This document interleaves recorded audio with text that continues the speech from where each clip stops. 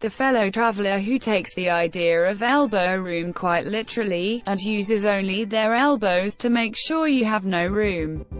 Some of us jet-setters can go even better. I once spent 9 hours on a runway next to an aeroplane toilet, the only toilet for me and 240 backpackers all suffering with Bombay bowels.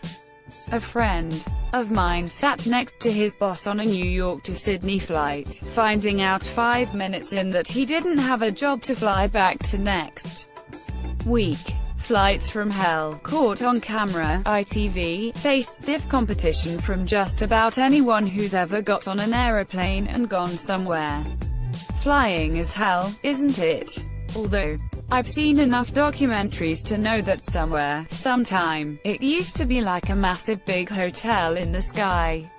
I can even, without the aid of TV, recall a goddess of a French stewardess on a flight to Geneva asking me, aged 9, how I wanted my roast beef, then asking my mum if I was allowed a small glass of champagne. Today's world of tabards and tasers is a less kind one, though you wonder sometimes who started it.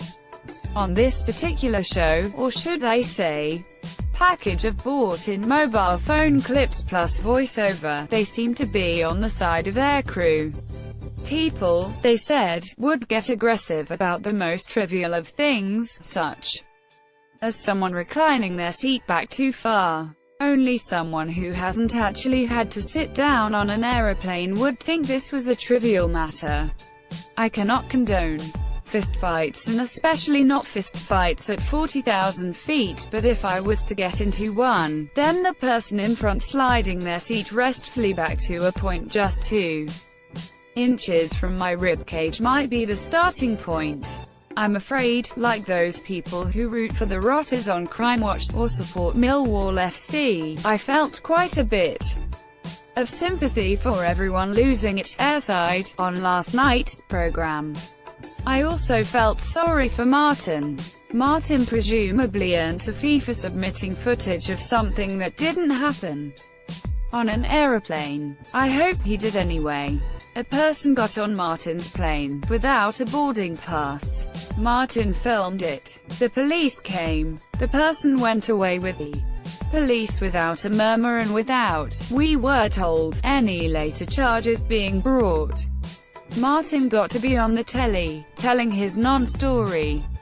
Virtually everyone's got a better airborne horror story than that. Why hasn't Martin? In my household we're ecstatic, obviously, that the cheeky, northern, well-out-of-bounds school drama Ackley Bridge, C4, is back for another term of mayhem and missed homework. I wonder, though, how many cheeky, northern, and the rest dramas have to do the sheep rustling trick before it loses its sheen.